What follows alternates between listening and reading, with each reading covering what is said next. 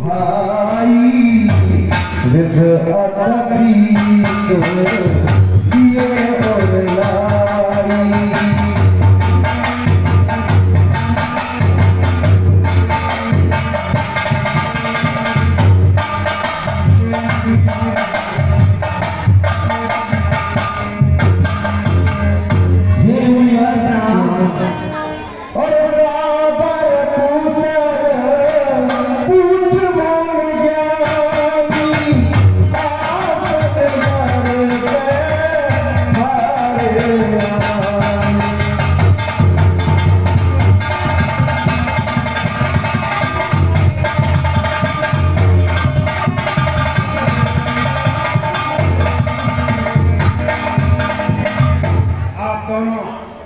यशस्वी हो, कीर्तिमान हो और यशस्वी हो।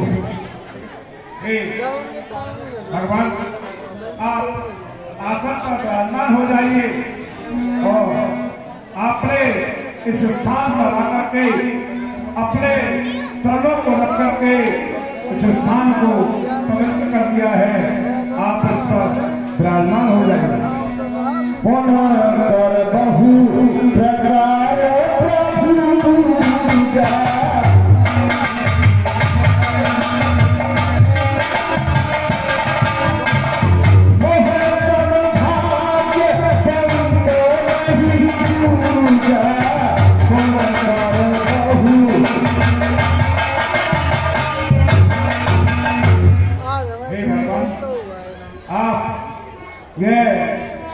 आदर स्वीकार कीजिए तो तुच्छ है अपनी सेवा में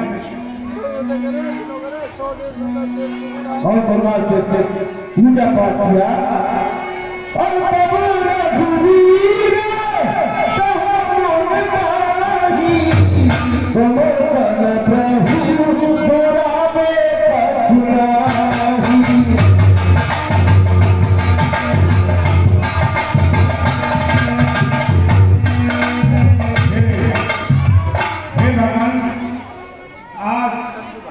मेरे समान संसार में कोई दूसरा भाग्यवान नहीं है, क्योंकि स्वयं आप सभी को सुख देने वाले, सभी को आनंद देने वाले स्वयं चल करके इस आश्रम पर आए हैं। आज वास्तव में मेरे समान भाग्यवान कोई नहीं।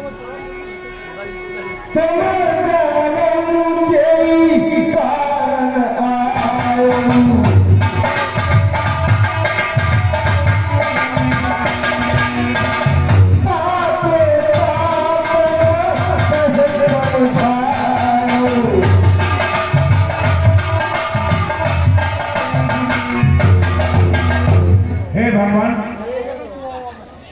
पृथ्वी पर मुनिवृंदों के लिए, साधु संतों के लिए बहुत ही राक्षसों का अत्याचार में आतंक दिन पर दिन बढ़ता जा रहा है।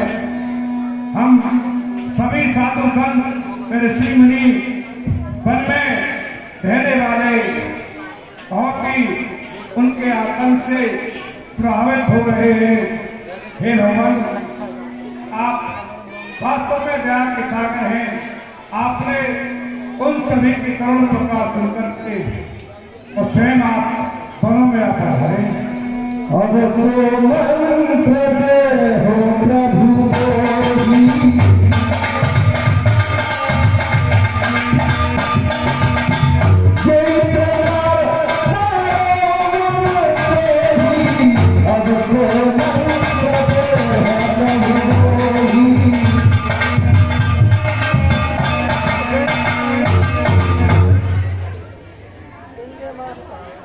हे परिवार, आप मुझे ऐसा कोई मंत्र दो या फिर कोई ऐसा उपाय बताओ कि मैं इस पृथ्वी से राक्षसों का नाश कर दूं। ऐसा कहने के प्रभु के ऋषि अलग को हंसी आ गया। मन मुस्काने सोना प्रभु पानी,